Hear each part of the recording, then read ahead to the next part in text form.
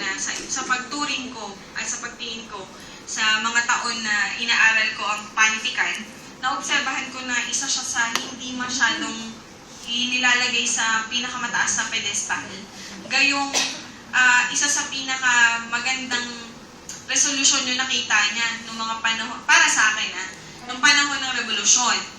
Ngayon, para sa isang pag-attempt na maiugnay sa kung ano yung pamilyar sa lahat, minabuti ko na piliin ang pelikulang Hunger Games para maiugnay natin sa popular na kultura yung pag-unawa doon sa gustong ipaunawa at malaman ni Bonifacio ng mga Pilipino. So, ito ay kaugnay sa What the Filipinos Should Know at saka Huling Hibig de Filipinas o Final Cry of Filipinas. Okay, doon, bago tayo nag-end for Christmas break, isa sa assignment nyo yung manood ng Hunger Games 1. Tama? Yes. Okay.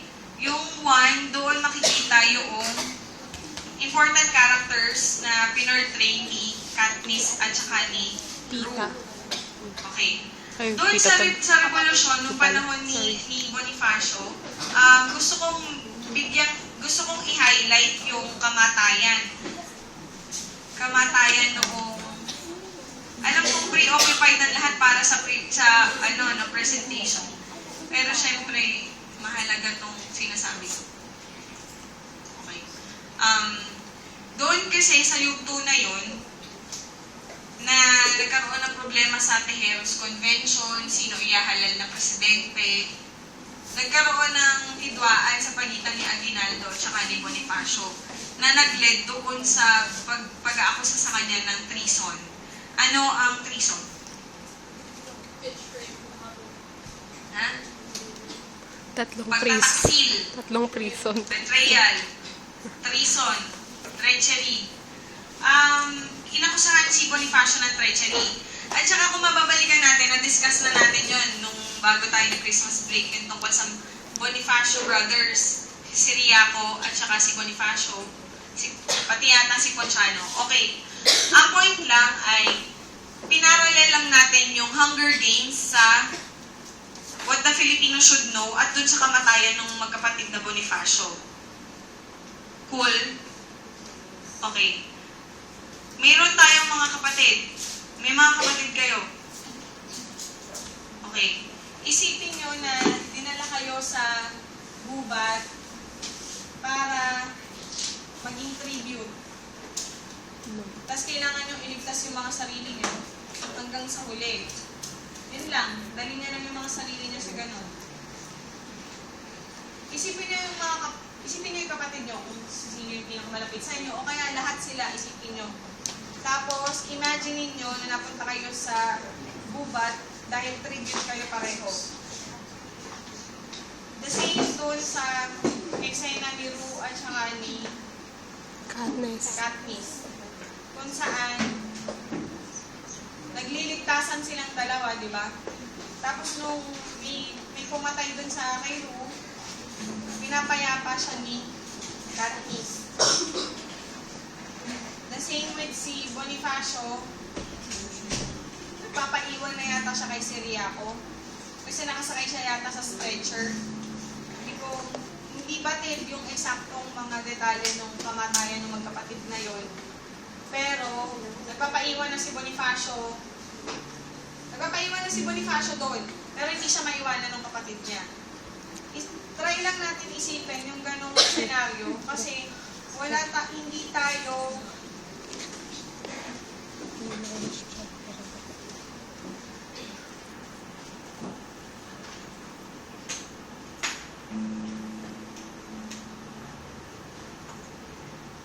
kasi detached tayo sa karanasan ng digmaan. Sa palagay niyo ba sa panahon na ito may digmaan? Saan? Sa Middle East. Pero sa Pilipinas, meron din sa Mindanao. Pero dito sa Metropolis, meron ba? Wala. Sigurado kayo? Meron po. Anong klaseng war? Pwedeng sa tao, may war sa sarili. Yung thoughts niya, Hindi magtutugma-tugma yung nangyayari sa paligid niya, tsaka yung iniisip niya. Kaya parang magkakaroon ng war dun sa mismong siya. Sinasabi ni Bernales ay internal war. Ngayon, paano mo ipag-uugnay ang war sa Port Barrel Scam?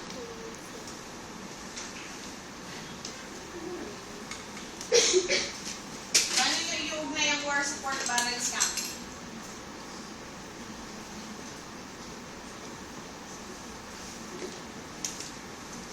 Ang war, dalawang klase. May physical, wherein violence, Mami namamatay. violence and blood present. Then, ammunitions, iba-iba. May violence. Merong non-physical war. Wherein, yung violence, walang blood. Nakuha nyo? Bakit walang blood? Okay. Ito yung uri ng war kung saan hindi dugo, kundi social injustices ang present. Social injustices meaning, Port Barrel Scam, ilang bilyon ang nalaman natin? Sabihin na natin 10 bilyong piso. 10 bilyong piso ang tinangkang pala ng mga taong involved dito. May pera o wala ang Pilipinas? Meron. Marami. Pero, itong pera na to, saan napunta? Sa bulsa. Sa kabulsa lang nila, nung mga pig na yun. Tama, sa kanila lang napunta. Sa halip na itong 10 billion na to, napupunta sa mga government infrastructure, edukasyon, hospital, public works, lahat ng mga pangunahing necessity na natatanggap. Mamaya na kayo, makinig muna kayo. Kasi ito yung pinaka-essential, ba't natin ginagawa ito eh. Okay. Itong pera na to ng bayan, hindi na pupunta sa mga dapat kapuntahan. Na nagre-resulta sa kahirapan. Pagkakasakit. Sakit. Lumalala ang bilang ng krimen dahil sa kahirapan, dahil sa kagutuman. Anong English ng kagutuman? Starvation. Okay. Ang mga ito ay isang uri ng pananakit. Kabilang siya sa injustices. At ito ay nag-fall down sa kategorya ng non-physical war. Hindi man nagkakaroon ng barilan, pero yung klase ng war na nangyayari ay paloob.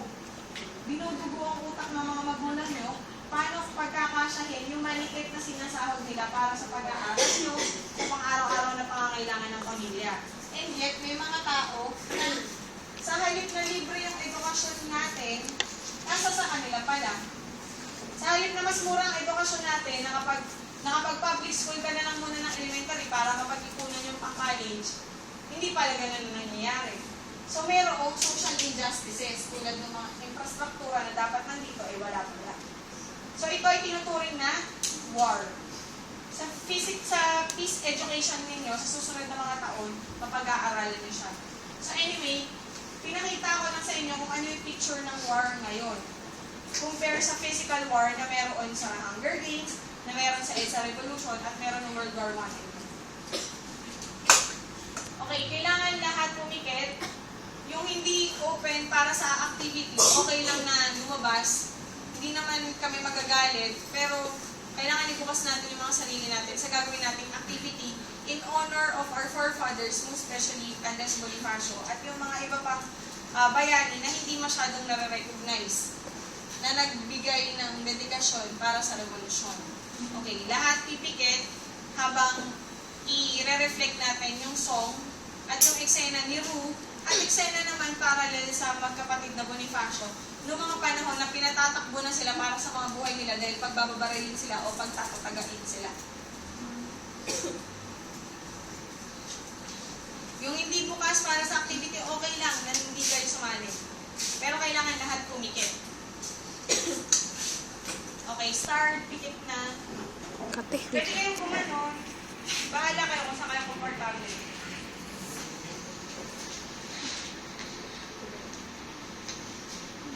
Umudyat ako sa'yo na mag-start. Pero gusto ko, Janine, ikaw din, pipikit ka din. Parang i-ehelyo mo kami sa kanta, tapos i-internalize mo yung message mismo ng kanta.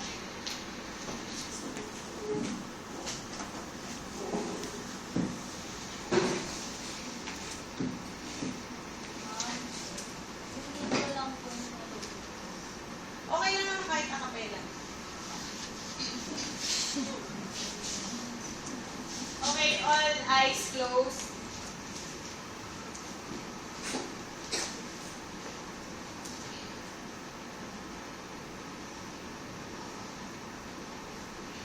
I remember tears streaming down your face when you said I never let you go. I know those shadows almost killed your light. I remember you said don't leave me here alone. I know things that is going past tonight. Just close your eyes. The sun is going down. You'll be alright. No one can hurt you now. Come morning light, you and I'll be safe and sound. Just close your eyes. The sun is going down. It'll be alright. No one can hurt you now.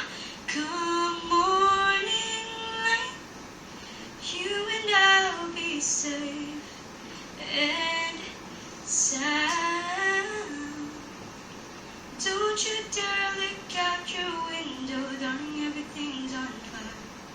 The world outside our door keeps raging on.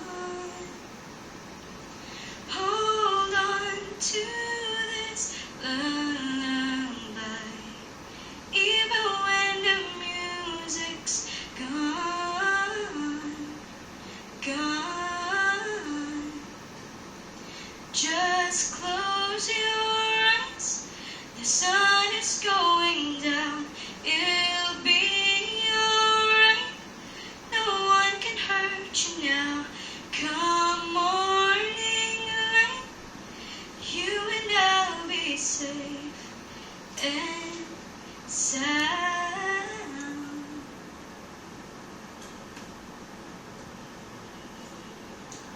Just close your eyes. The sun is going down. It'll be alright. No one can hurt you now. Come morning light, you and I'll be safe and sound.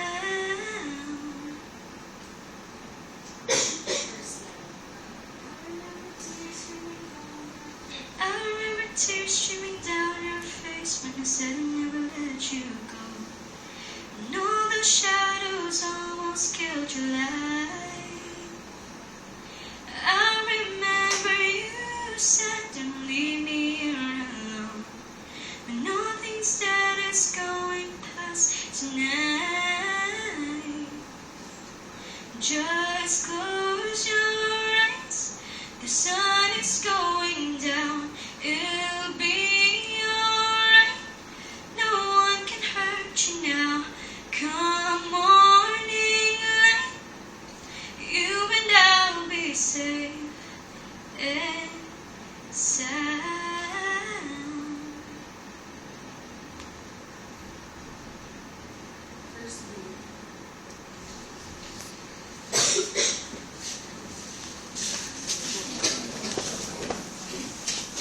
Nap time Go group!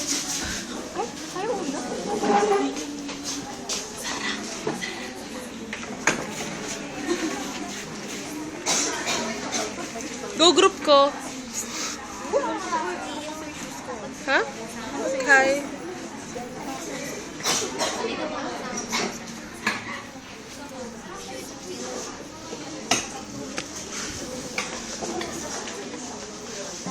Diyan ba kayo?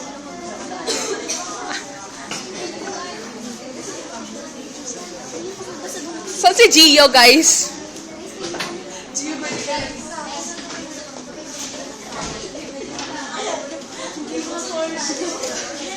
Sa leeg! Sa leeg! Di ba?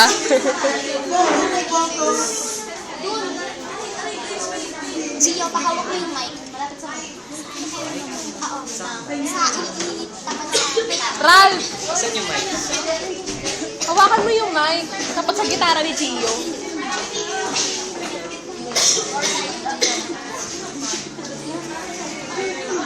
Eh, sorry.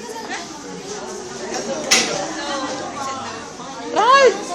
Hawakan mo yung mic kay Gio.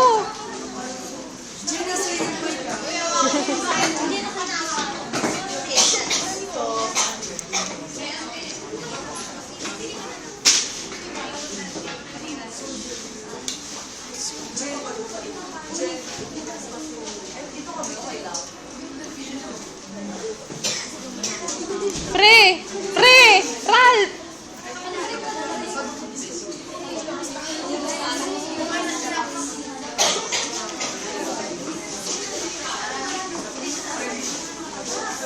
Sugatang dilag.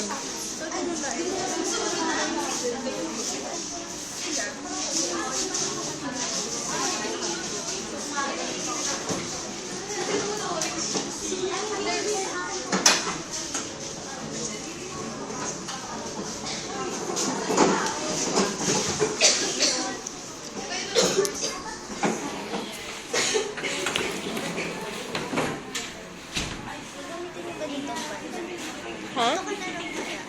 Eh, ako. Nakakita.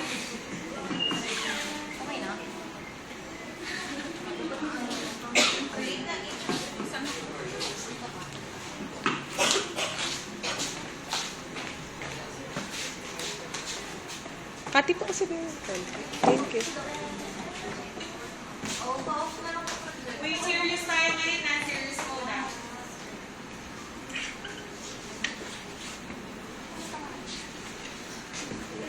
Teka, before we start, walang cheering crowd ah.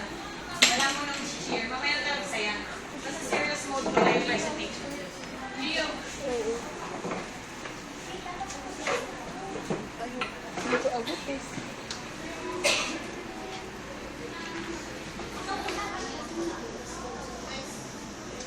Silence.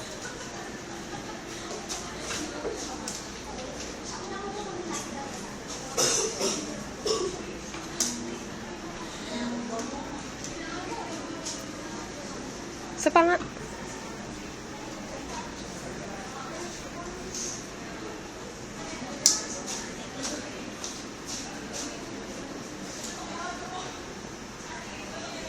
Toma el niño del pasillo.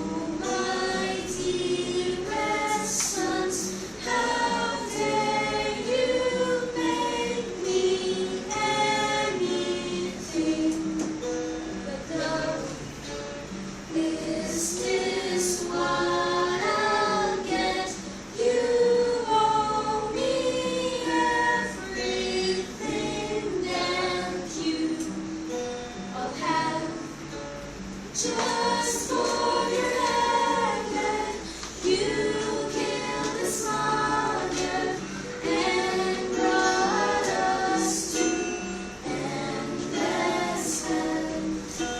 So don't you ever call us your daughters, Peter's mother, let us go. Farewell, mother, farewell to suffer, and this shall be our final song.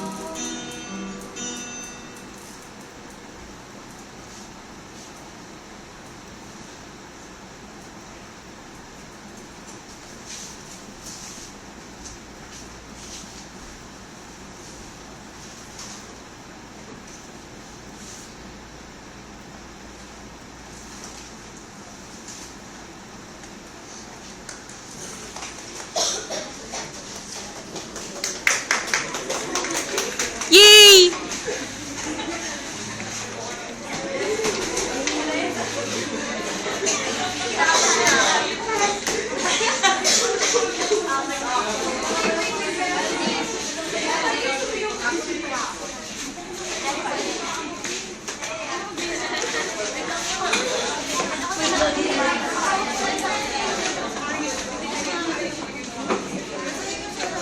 Dave, sarap maging props.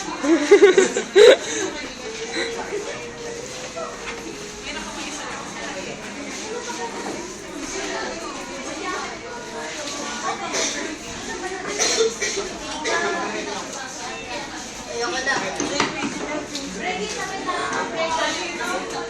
Janine, nasaan yung copy ng lyrics niyo?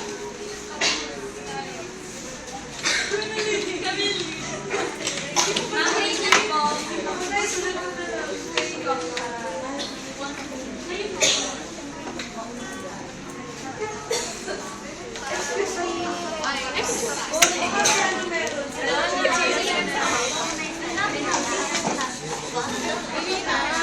Hindi na kita kasi next week.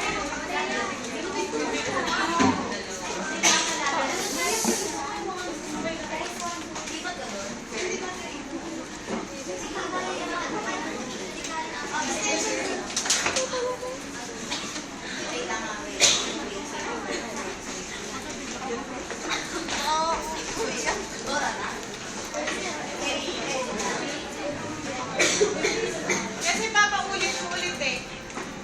For review. Di ba nag-present kayo ngayon? Uulit-ulit mamaya for review. Okay. Tapos bigyan niyo ako ng lyrics nung kopya ng lyrics niyo. Okay, serious ha? Serious yung activity natin for now. Walang mag-cheer.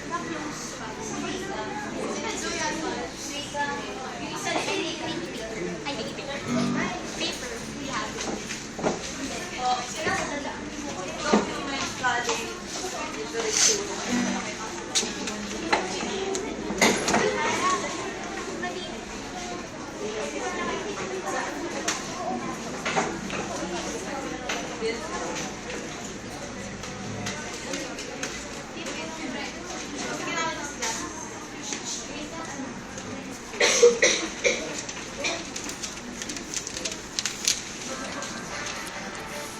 Dapat dun sa second presentation medyo makinis na. Dalawa. Tawa ka na, wait yan. Rico.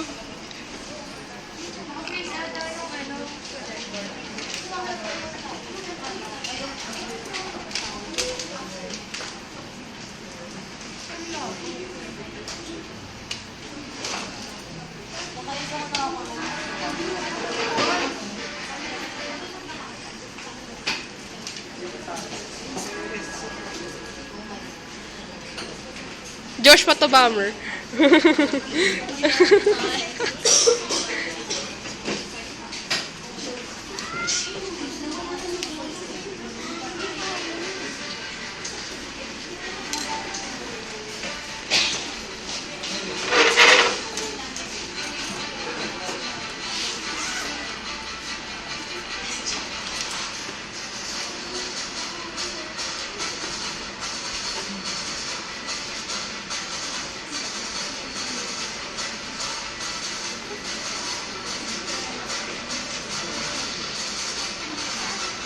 Sino yan? Ah, si Jasmine.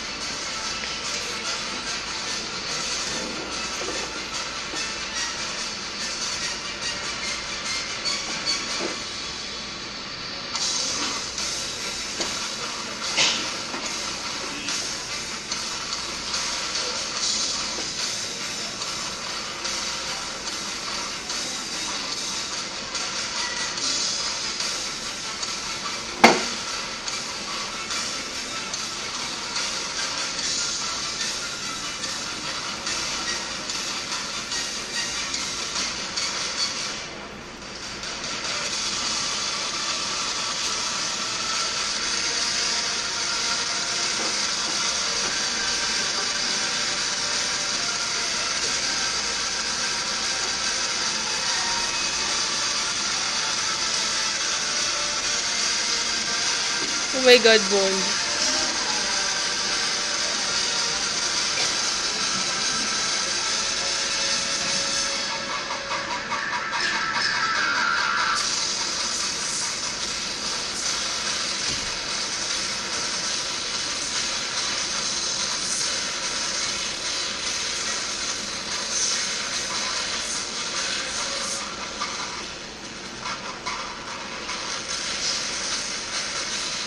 Oh my God, Bon!